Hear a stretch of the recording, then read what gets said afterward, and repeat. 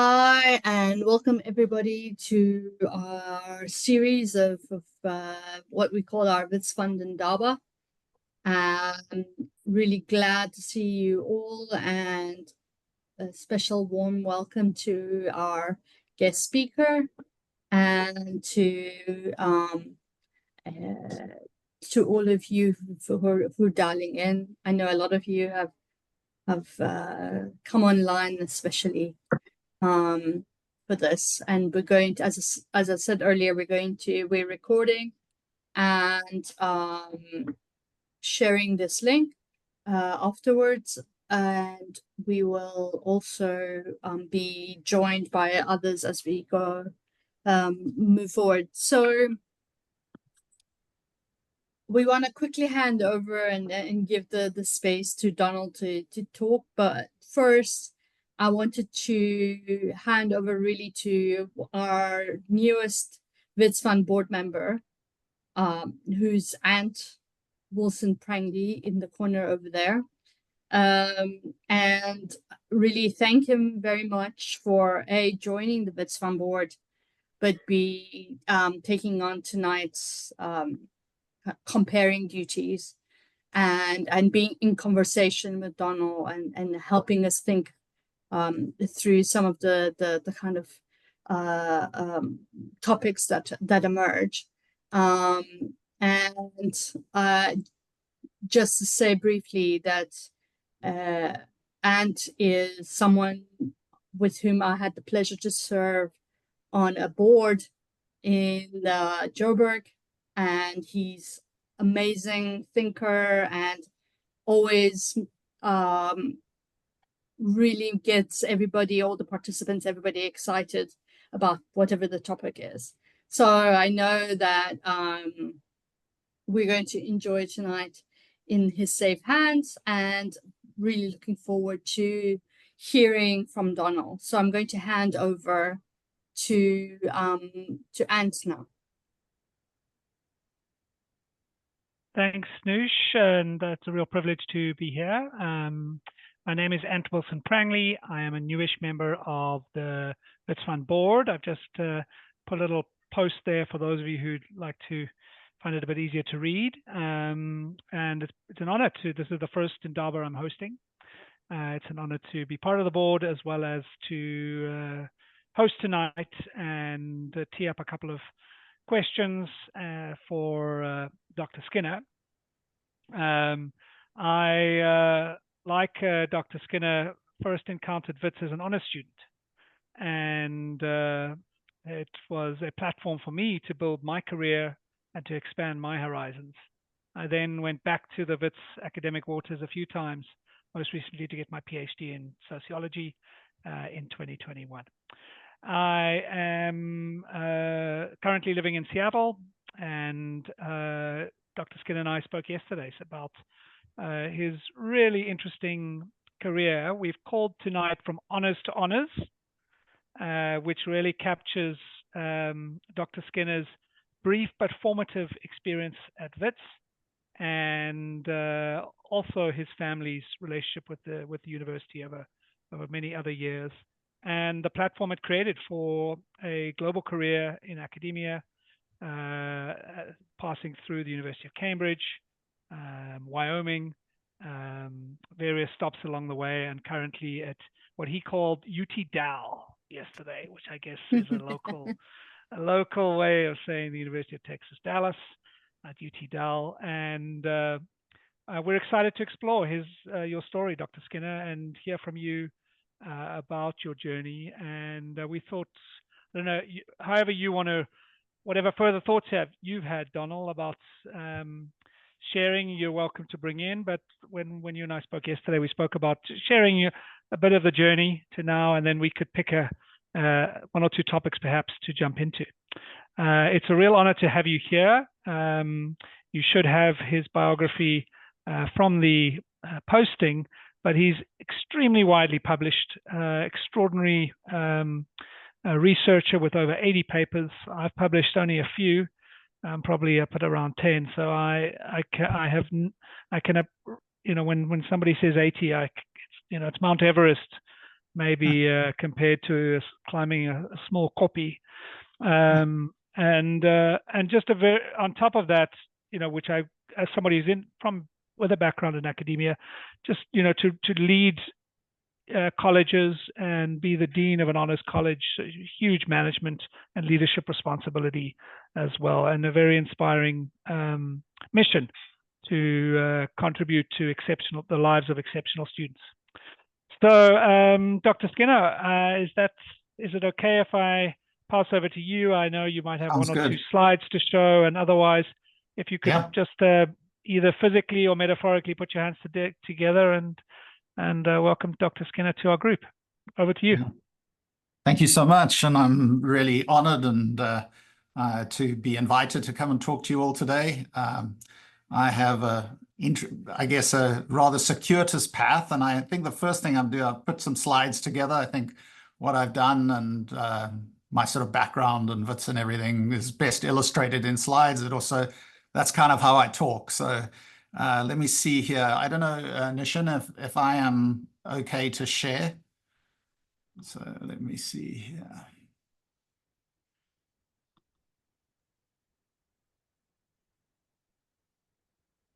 Now, hang on, I'm just getting things here. Give me a second.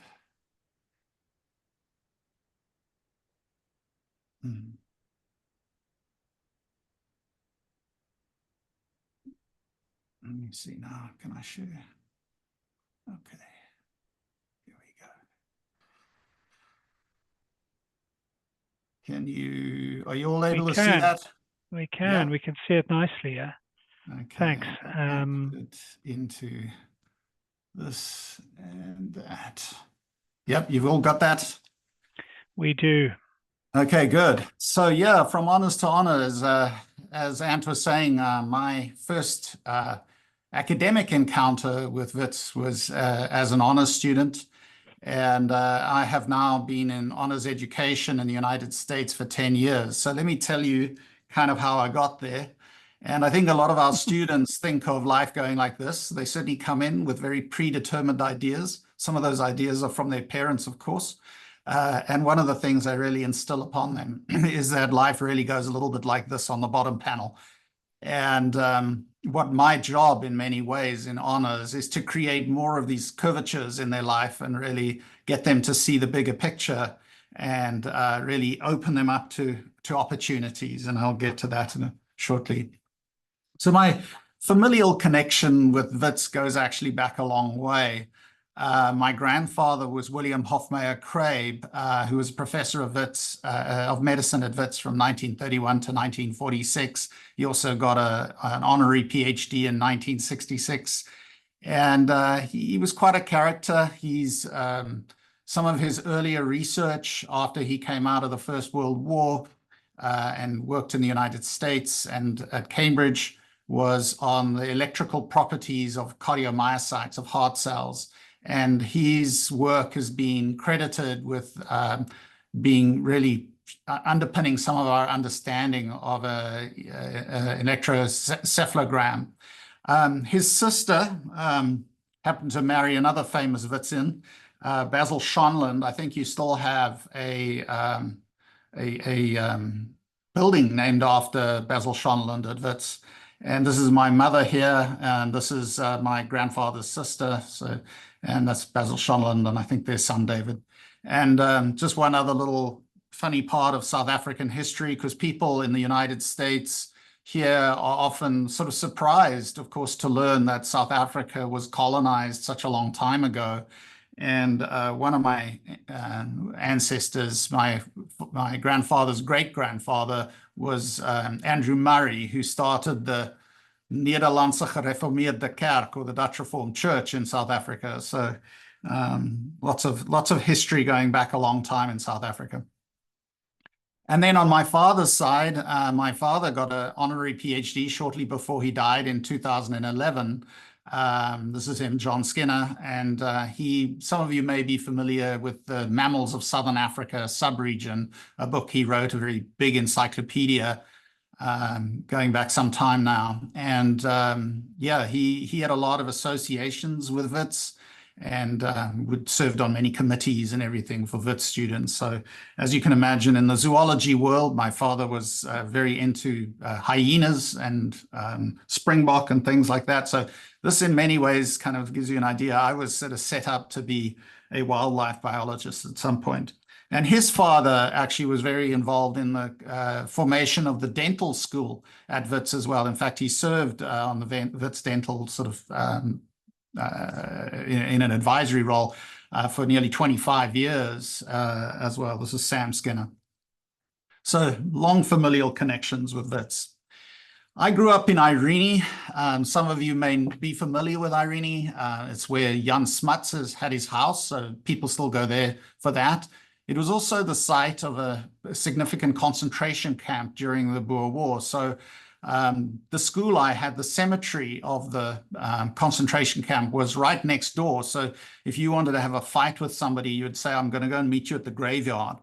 And but a lot of our, I don't know, you were very conscious of this concentration camp in history as a child growing up in Irene. I was also at one of the very few dual medium schools. So we had English and Afrikaans kids at the school, and that wasn't common. And then I went to Pretoria Boys High for my high school years.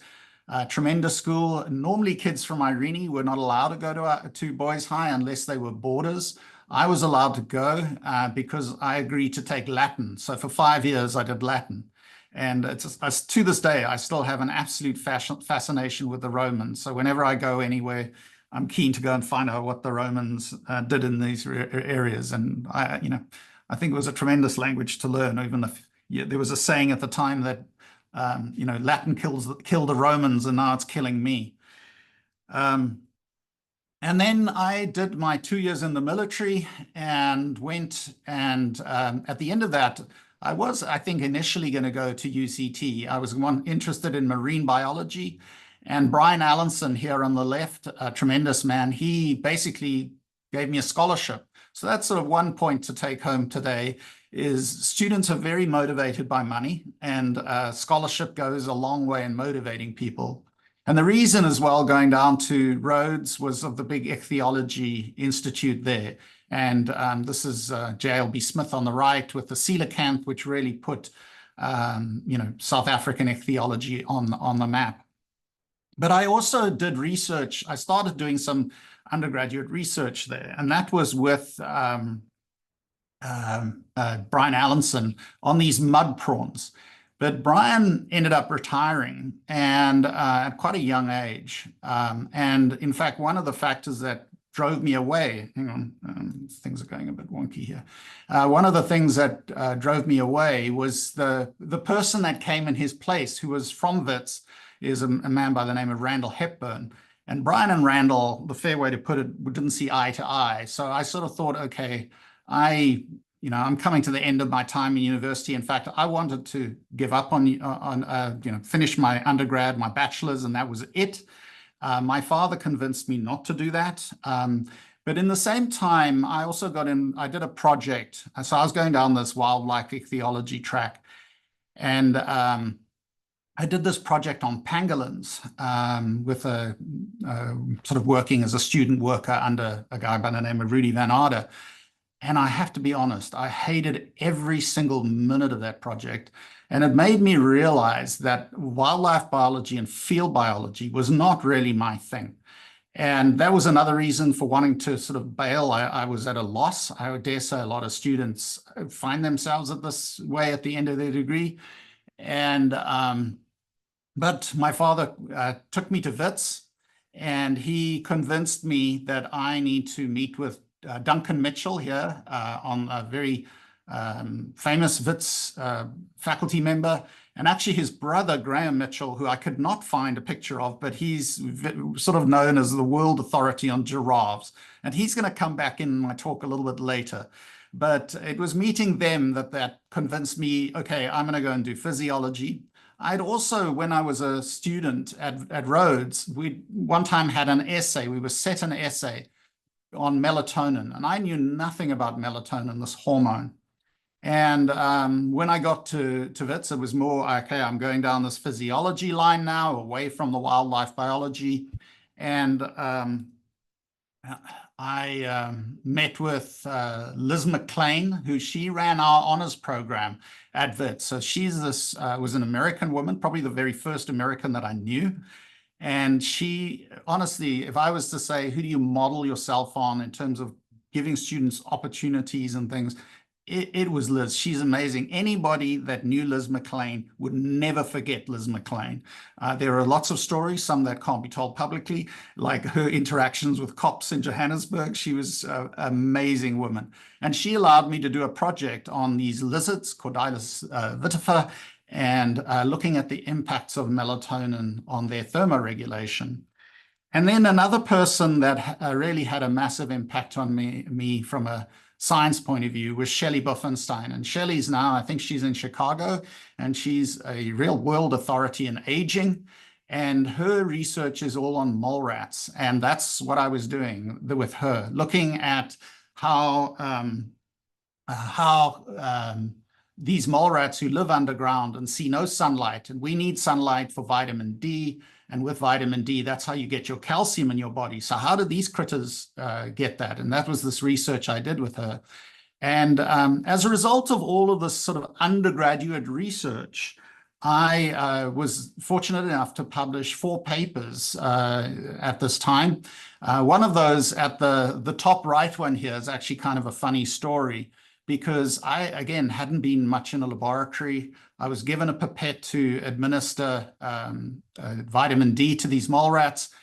And we'd done all the studies and everything. We're nearly finished when I realized I'd been dosing them 10 times what they should have been getting. So that gives rise to in the title, supraphysiological doses. So we were turning lemons into lemonade, but it was also make sure you know your equipment. So, but these 4 papers really set me up in a big way in my life going forward. And I'll come back to this shortly, but I think the most impactful thing that ever happened to me at Wits was this. So shortly after I arrived, I didn't know anybody, and I was asked to participate in a sleep study. So Wits used to have the Ed Blow sleep laboratory. It may still have.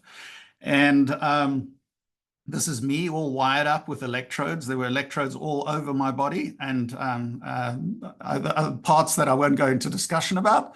But it was here that I met my wife. She was running the study. So I was essentially, how I met my wife was I was a guinea pig in her PhD. And so my data's in a thesis in the Wits library somewhere. So this is Margaret, probably the most amazing person I've ever met. She's originally from Scotland and is really the light of my life and a really great compass to have. And we have 3 amazing children, Cameron here on the right, Daniel in the middle, struggling actor, and Cameron's in marketing, and then Isla, who on the left here, and she is involved in public health. In fact, this picture on the wall at the back there, that's a small castle in Scotland where we got married. So these 4 papers that I mentioned, I actually did go and work in the computer industry for a couple of years. I sort of still followed through with my desire to turn my back on science. And in those 2 years, I realized, nope, okay, my love really is in science. And went to Cambridge. And it was those 4 papers, I think, that really opened up the doors for me. This is Gonville and Keys College on the left, where I did my PhD. And then on the right, after that, actually, and I'll talk a little bit about that research here shortly, but after that, I became a fellow at one of the colleges at Cambridge. In fact, my room is this one here at the bottom lower left, which was characterized by the fact I had a bath with 3 faucets. It had 2 hot water faucets in case all the hot water was used up by students. I had another faucet that was special hot water for me. So this is St. Catherine's College. And this is my PhD at Cambridge. I worked on a part of the it's actually the pituitary gland, but a very specific region. This is a cross-section at the bottom here of that pituitary gland. And just this bit where it really attaches on to the brain is the part that I did research on. And the reason for that is this molecule you see on the right here is melatonin. And that melatonin has its highest binding, so potential sites of action here in this region of the pituitary gland. So very specific. And one of our major interests was how was melatonin? We knew that melatonin was driving reproductive cycles. So when animals breed at very specific times of the year, that's under the influence of melatonin. But we didn't know how it was doing it. So that was in a broad sort of swath is what my PhD was on. And it was under a tremendous Irish woman, Jane Robinson, who's shown here in the top right. And then on the strength of this work, I wrote to this guy on the right here, Benoit Malpeau in France. And I said, hey, I have this idea. Could we put a cannula? So this is that area that I've sort of expanded. This is the area I was doing my PhD on. Could we put a cannula down into this area and put melatonin in there? And the next thing I knew, Benoit flew over from France and he said, let's make this happen. So this is one of the sheep we have here in an X-ray stereotaxic machine. This is the X-ray at the back here. And then we are able to locate very precisely in the brain where we're going to put that cannula. And we published quite a bit of work. But one of the things as well that I'm going to point you to is in the middle on this diagram here on the left on this slide is that thin slit, the white slit you see. That's actually a part of the brain that has these fluid-filled spaces. And one of the consequences of us kind of going in, trying to hit this region of the pituitary was we kept on hitting the ventricle system. So this is an X-ray showing that ventricle system. The region I'm talking about is down at the bottom here. That's where that pituitary gland sits. And we could put a cannula down into that area and suck off cerebral spinal fluid. And because it's a sheep, a big animal, we could do this for many, many hours.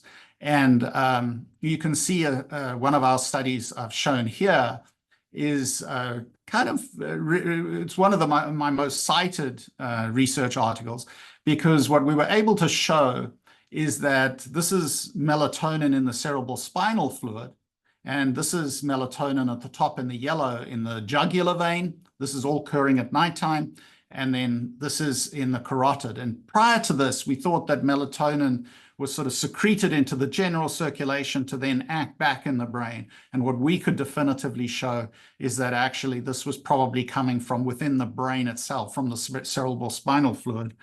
And it's part of another way of communicating within the brain. So most people are aware that neurons communicate through contact with each other, synaptic communication.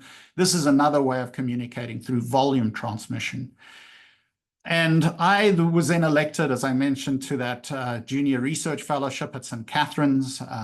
We used to eat at the high table. You had a butler. It was quite an impressive place. And but I also started to work with another scientist in France, Alain Carity. Alain is one of these incredible Frenchmen. This is down in the Loire Valley where the research was taking place.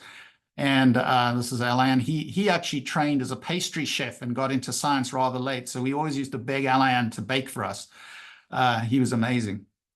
And I'm not going to go into too much detail about this, but we've looked at another hormone. This is the major hormone involved in driving reproduction in animals. It's called gonadotropin-releasing hormone. And you have to have secretion of that before you can actually anything happens at the level of the ovaries or the testis. And these studies on the left, one of the things we were able to show for the first time is how prior exposure to progesterone, this is a steroid hormone, during the reproductive cycle was so critical in determining the quality of the pre-ovulatory surge, the sort of increase in hormone that gets secreted. Yeah, so this was a big find for us, and we published lots of work in all of this. In fact, one of the things I did, which is on the next slide, we actually combined two different approaches to measure these hormones getting secreted. That's actually shown here, where we take it out the front of the animal as well. On the basis of all this research I'd done, this postdoctoral research, I got a position at the University of Bristol in England at the veterinary school. And I was one of the very first to show how that steroid progesterone was working to impact these GnRH neurons, the reproductive neurons. This is in the brown here is one of those reproductive neurons, and the sort of black circles you see around, those are cells that are receptive for progesterone, and there actually isn't any overlap. But one of the things that happened while I was there is I made contact. He was a guest professor at Bristol, and that was Graham Mitchell, the person who I first met at Wits. So he had then since retired from Wits, and we got chatting, and I got to know him. So I'll come back to him again in a minute. I got a random email on a random Tuesday afternoon about a position in Laramie, Wyoming. I'd never heard of Laramie or Wyoming. I knew where Yellowstone was, but none of this. And we moved there. I dragged Margaret out, I think, from the greens of Cheddar in England, where we lived, to this. And Wyoming has cold weather. They're 3-season, winter's coming and winter's been.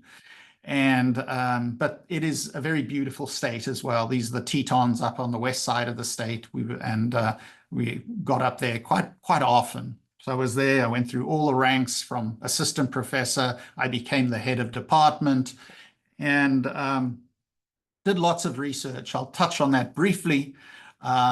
Did work on that hormone, that reproductive hormone. One of the problems in science and in hormone endocrinology is that we name hormones according to their first discovered function. That doesn't mean that's all that they do, and that's not necessarily how they evolved. On the sort of Western blot, this white thing I've got here on the middle, this is showing that they're actually receptors for GnRH in the heart. And this can explain why men receiving GnRH agonists, some therapy, if they have prostate cancer, they're at a higher risk of heart attacks. And we think that this may have something to do with that. I did actually do other studies with that. This part of the brain that's involved in the coordination of your movement, these glowing green dots here, that's actually cells that are expressing the cells that bind that GnRH. Did a work on salt. I had this whole crazy idea that salt was driving early onset puberty, and also started dabbling in wildlife a bit. In the United States, they shoot about 80,000 coyotes a year, and we were trying to look for more humane management methods. And this is a wonderful graduate student I had with one of our coyotes. So that was really fun research. One of the things as well, going back to Wits and this idea of undergrads getting involved in research, was something I carried with me into Wyoming. And I've got several in all of these papers, like Asher Albertson here, Heather Talbot, down here, Micah Ross, Margaret Schmill, Rachel Shambo. These are all undergrads that did work in our lab. And it became a real, if I was saying carrying it forward from Wits, that was a massive piece for me. The other big piece that I would say goes with Wits is actually coming back, Graham Mitchell again. I had him out to Wyoming to give a talk. And we were looking for a head of department. The search had failed. And we said to Graham, "Hey, Graham, what about becoming our head of department?" And he did. He was our head of department for 5 years. And working with Margaret, my wife, who was really the power in creating these incredible physiology courses, I set up the program under Graham's direction. And this became one of the largest degree programs at the University of Wyoming very, very quickly. So now when you go to the University of Wyoming and do a physiology degree, it's got Wits all over it. So we still use the same sort of approaches that Graham brought with him as well in terms of how that all gets taught. So I did also get involved in research, and I continue lecturing on this on the biological basis behind the fluidity of sex, gender, and orientation. I worked with a wonderful scientist at Oregon Health Sciences University. And And in this time, and this is how I really got into honors, I was in London and I had an epiphany. So many experiences and opportunities had been made available to me. I thought, how do I start finding a way to give back? And one of those was, I want to create study abroad experiences. And I built one called The History of Medicine. And this is my first real foray into the honors world. And on the strength of this, I became the Dean of Honors, the inaugural Dean of Honors at the University of Wyoming. And was that for 2 years before another opportunity, and it's where I had the great fortune of meeting Neil Lane, who's on this call. Athens, Ohio is an incredibly beautiful town, beautiful part of the world. You're in the Appalachian Mountains, and they have a very unique honors college that uses the Cambridge and Oxford tutorial system, which I taught in for 7 years. So this was really quite a natural fit for me.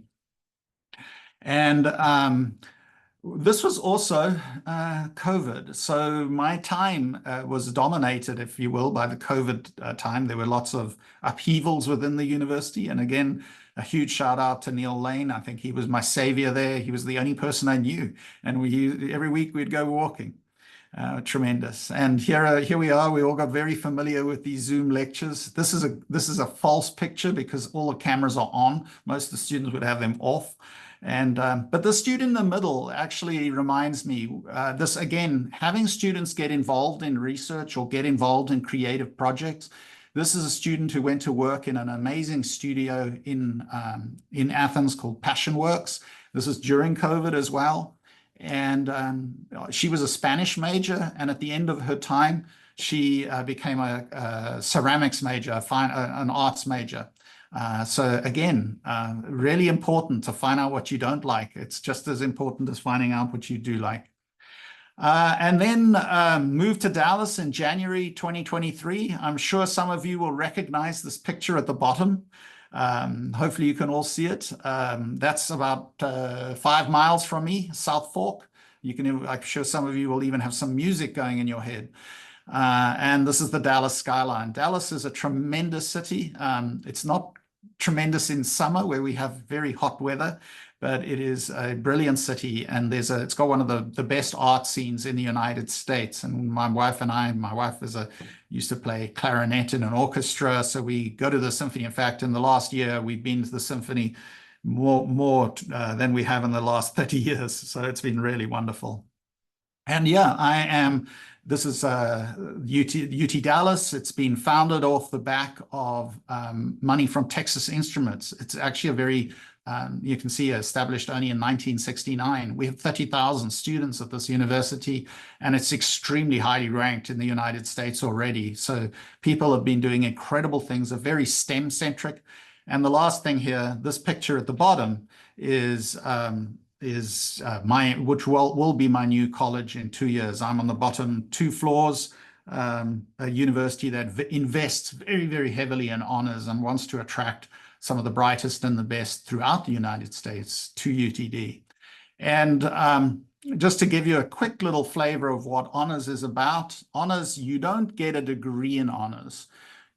Honors really adds to your experience at the university, but students that come through honors do better than their counterparts. And I've gotten into all the data analysis, and I can philosophize about why that is. But there are certain things that I've been able to do. We build up research experiences. I'm sending students to several countries around the world now to do research. I have a passion that every student should have an international experience. I also want to have interdisciplinary engagement with students. And this is a picture I took of a Salvador Dali statement, "The earth without art is just air." And this last picture at the bottom, that's from my course on this idea of the international courses. In fact, they are sitting in a pub in Cambridge, and these 2 students of mine, and they're actually sitting where Francis Crick announced the discovery of DNA to the world. huge problems in the United States in general with mental health. We try to help students with that through the college as well. And we really maximize their experience at university. I can obviously talk for a long time about honors experiences, but I can tell you that the honors experience I've brought to the UT Dallas and at the other universities I was fortunate enough to be part of, I would say that a strong Wits thread runs through them as a result of that. And I've really doubled down on this undergrad research, but also me leaving South Africa in its own way really opened my mind on so many levels. And I feel that every American should have an international experience. So this university, it was another big attractant to me, was to be able to build that. So I think that's enough from me. And yeah, I'm open to questions, or Ant, I think we'll hand it back to you. I can stop sharing. Thanks, Donal. I loved seeing those pictures, alongside your life story and your academic journey. It was just fantastic to see, going back to your childhood and the concentration camp, kind of being a feature of the landscape around Irene, through to Rhodes and then Wits. I feel like you've walked alongside some of your ancestors, Donald, and kind of your family members. Do you feel that? Is there a sense of a continuity? Often, I guess I think about myself, I feel like, well, what do I want to do with my life? But it feels like yours has also been a sense of contribution alongside your family. Does that feel true, or is it just coincidence that you've ended up where you are? Yeah, I think that certainly impacted. As I say, I was going to be, go down this wildlife biology. In fact, it should have been my brother who went down that. My brother was the one who went everywhere with my dad, all around. He was in Angola with these giant sable and all this kind of thing. When he was young, I was the one left behind. I think my mother didn't trust me. But this idea of getting into wildlife certainly would have been influenced by my father. And then with my grandfather, Cambridge always loomed a little bit large in our background. Gonville and Keys College, which is where I went, was where my father went and where my grandfather went. So there was that kind of thing part to it as well. In fact, when I applied there, I never told my dad because I knew he'd get all his expectations up. But yeah, so it certainly does, it does impact that. Lovely. And then just to kind of in a moment, I'm going to hand over to other people on the call, and you can ask any questions you'd like. But I think there are two kind of areas in my mind that we can focus on. One is hearing a bit more from Donald's life journey through Wits and various academic institutions to your current place. So more of the life story, career journey. And the other is to explore this contribution that an honors style education can provide.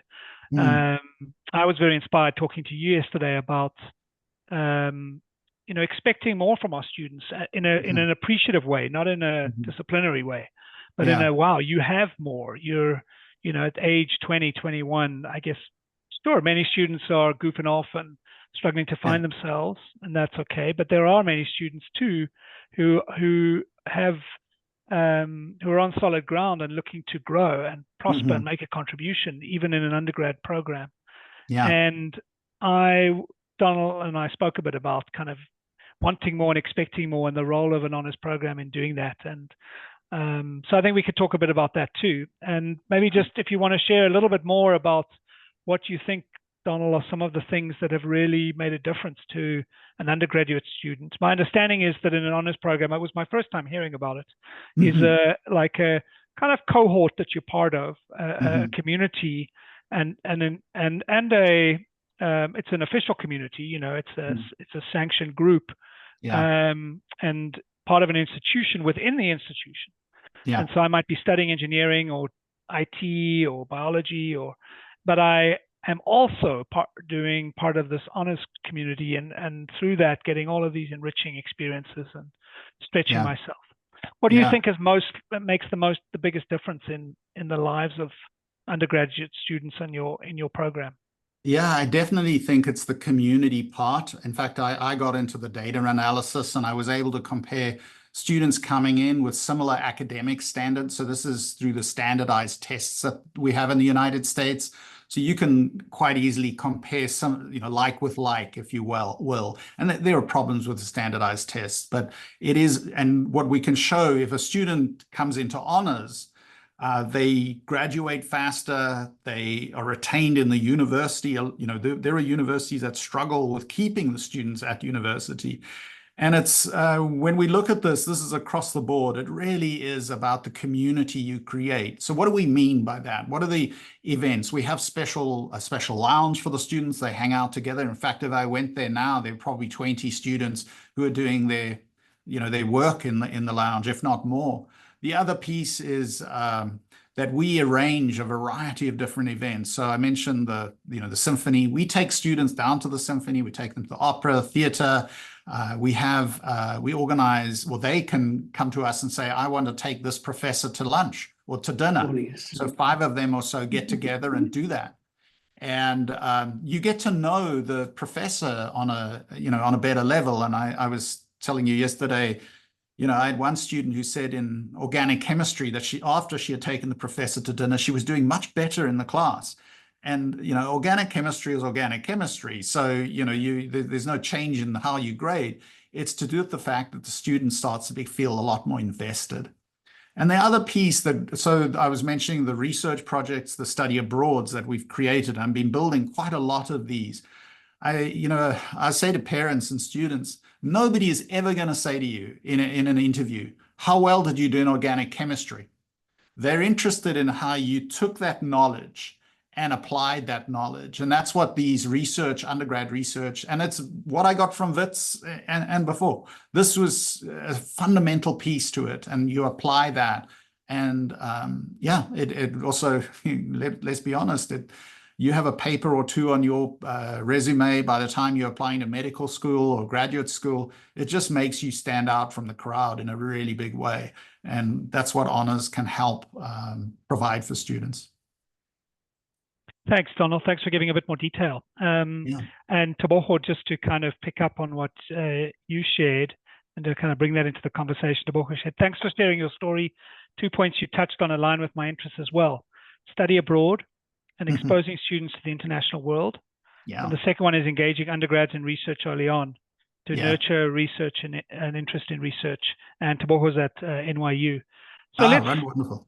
Let's talk a bit about that, and then we can maybe circle back to your career, maybe more the life story part towards the end. But let's talk about, what I came out of our conversation with is, wouldn't it be great if it's had a community like this that pushed people, that was cross-school, cross-disciplinary.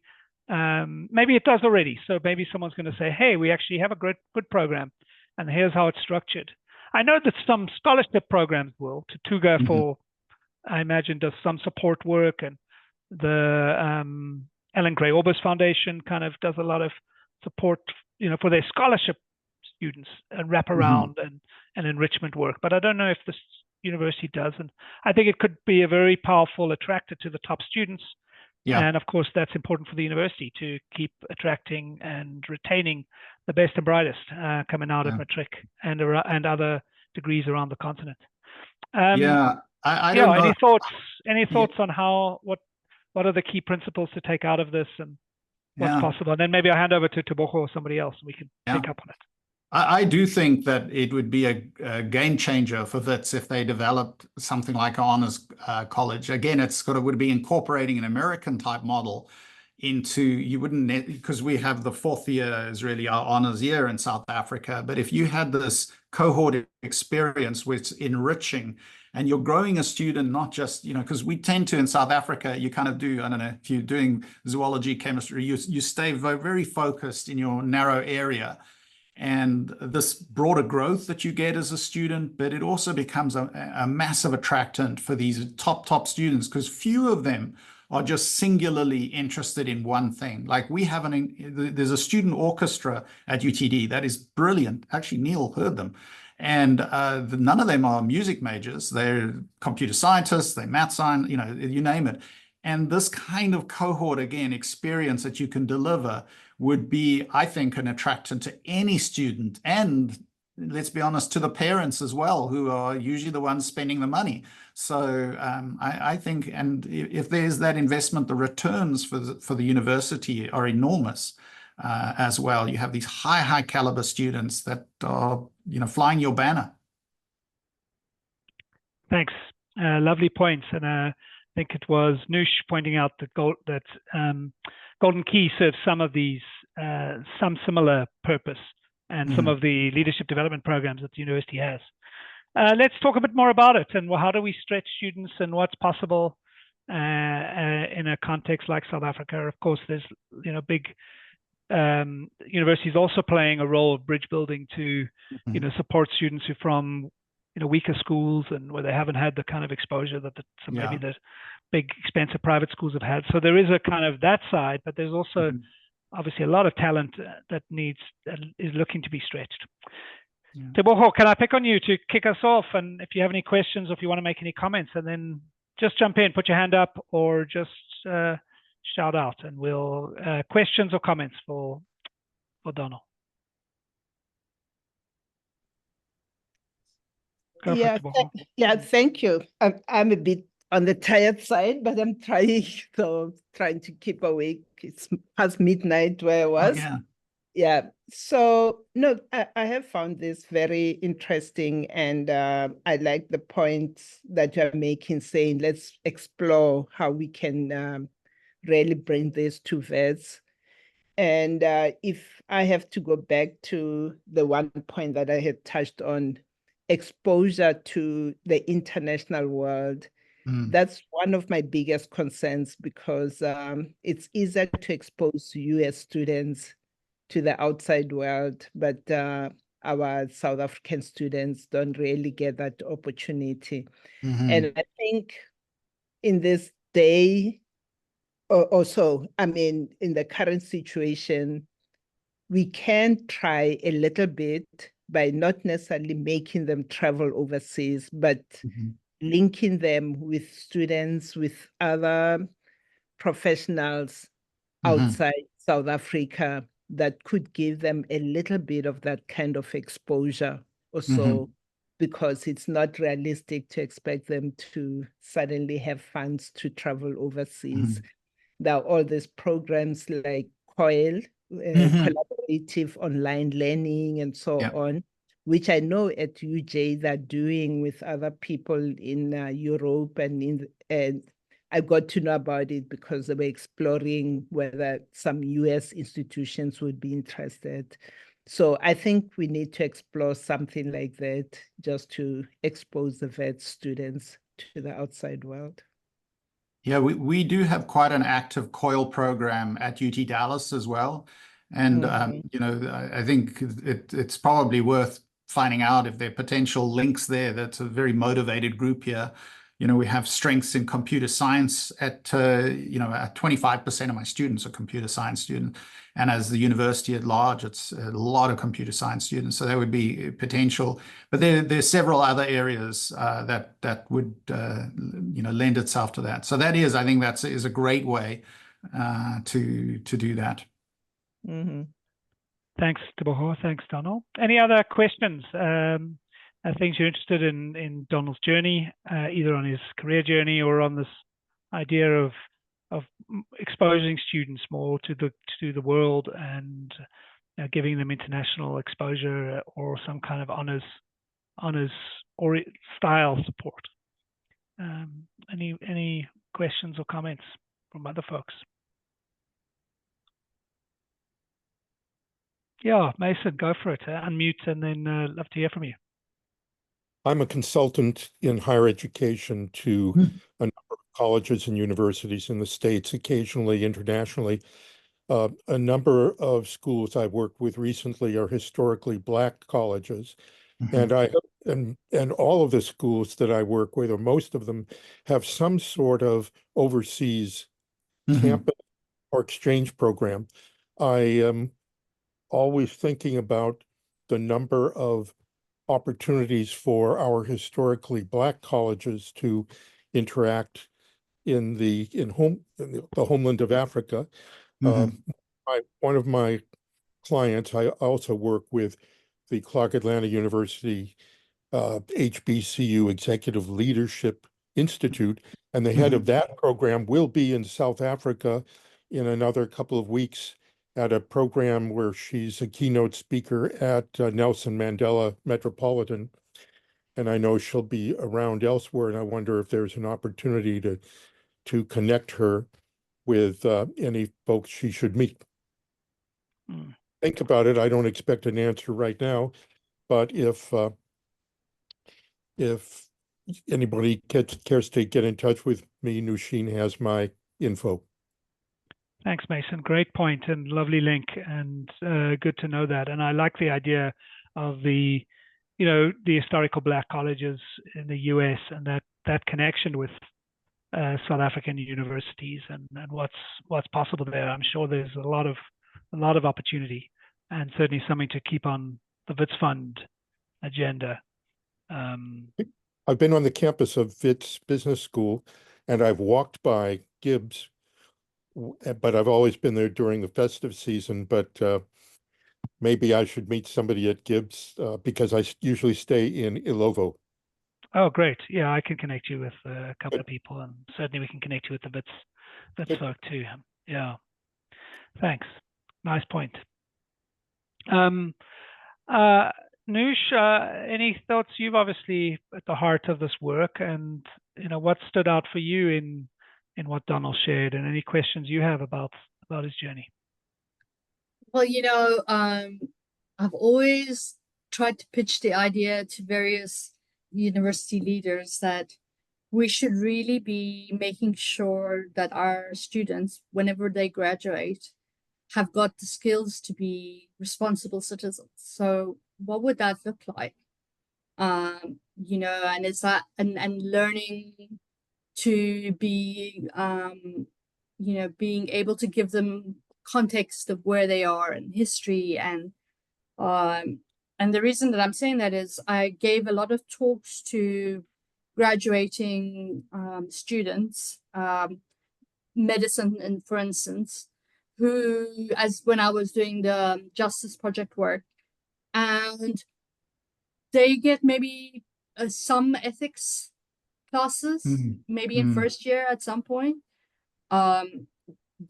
Architects who don't understand who's designing our prisons or our schools, or every profession that as higher education produces. We need to have this idea, this core ethics and principle, and because who are we letting kind of loose in the world? And so from my perspective, I think it's really crucial that this kind of program has these kinds of underpinnings. And actually, I keep, I think that they've started at Wits that to have kind of active citizenry, classes or courses, or the thinking about it, which I am really a big fan of. The last thing I wanted to say is I was a neighbor of the coelacanth. When I was at Rhodes, the coelacanth used to sleep opposite me. It was in the ichthyology building, and I had my digs opposite. So it's really good to see that picture. That's fun. Yeah, my residence was the building next to the ichthyology department. So I was Oak Dean, which is very good. So this idea of having, so the one thing I do love about the American education system is this idea you have to take courses other than courses just in your major. And in fact, that's also an area where honors, and when I was at Wyoming, we had a tremendous course that we set up that students had to read a whole lot of books, and there was themes throughout this and various authors from around the world and different perspectives. And it kind of speaks to what you were saying there, Nushin. And it would be, if you did develop, that could be the one requirement, that if you're part of a cohort like this, at a South African university, you know, that you would have to do this one extra piece of course that would set you. So, you know, scaling it up for everybody would be harder in the short term, but I think it would be something that's not too difficult to stand up. And if there's a lot to be gained by it, by you part of this community, I think it would be possible to do that personally. But, you know, again, you've got to put resources into it. So that's the harder part. Yeah. Thanks, Noosh. Indra, yeah, I saw you unmute.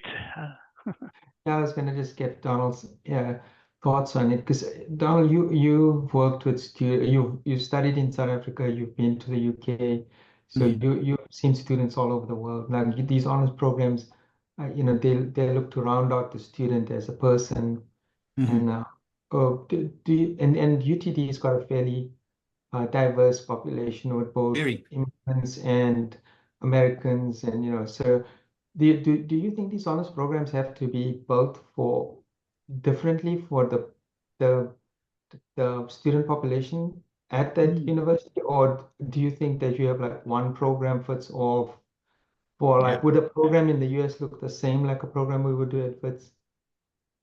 Yeah, that's a great question. And in fact, the answer to that, I don't know of an honors program in the United States that looks like in one university that looks like one in another university. Wyoming was totally different to Ohio, and it's totally different to UT Dallas. Yeah, UT Dallas is an amazing, about 50% of our students are from a heritage, are from the Asian subcontinent. We have an incredibly diverse group of students here. It's wonderful. And so we've built the opportunities in many ways also to who are going to come to our kind of experiences and things like that. And you would adapt it. So I think if Wits built this, I would think that, you know, UCT, who would probably be not far behind because you would be attracting some of the best students, would build one that would be slightly different. And but I do think there's the space and in fact, students crave this.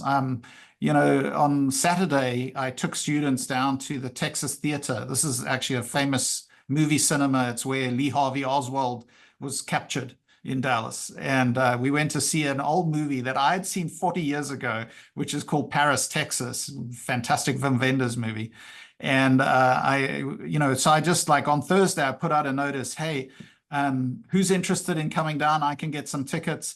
And I had 15 students who signed up, and you know, huge variety in who those students were as well. So you can really build these, and there are different ways in terms of costs that can be associated with these. But at the key of this, if you invest in the cohort elements of building bonds between students, you've also got you interacting. I actually sort of a dirty secret of academia, in my opinion, is that the students spend more time with their friends than they do with any of the professors. And if you've got a cohort of really smart students, they're going to learn from each other. They're going to challenge each other. And that's what also helps drive the success of these students. And I don't think that should be underestimated. I think that's a massive factor. Thanks, thanks, Donald. Thanks, Indra. We're kind of out of time and of the formal part of tonight, so I'm just going to, Donald, just give kind of one closing opportunity for you to kind of close off. I guess my question is,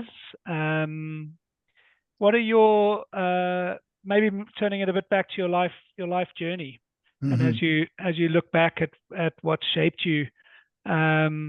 What stands out as one of, maybe you've shared it already, so it's just about reinforcing it, but what stands out as kind of the forks in the road that took you on this fantastic scholarly path?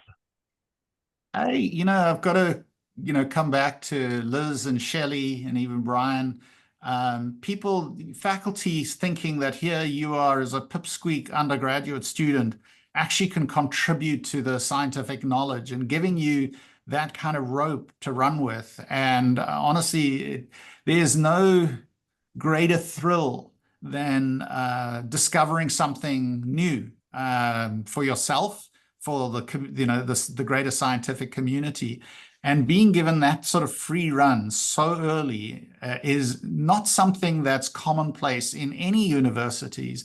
So that for me was, I would say, the thing that really got me on this track to where I am today.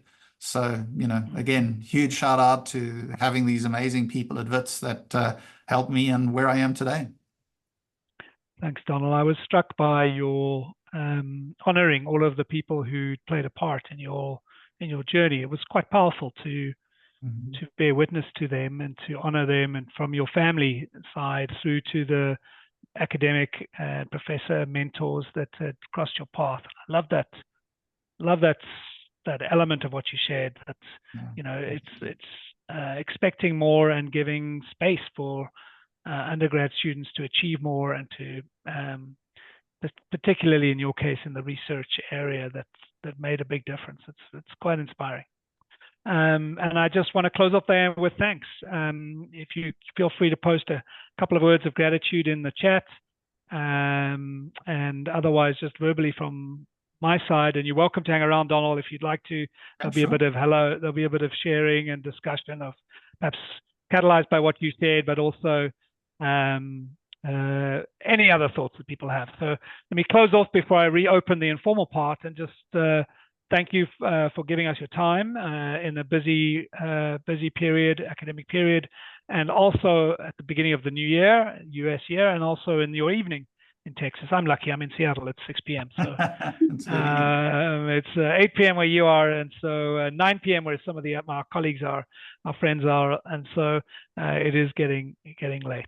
So thanks very much, Donal. I really appreciate it. So thanks very much. Thank you so much for the invitation. Thank you. I'm just going to... Donal, please don't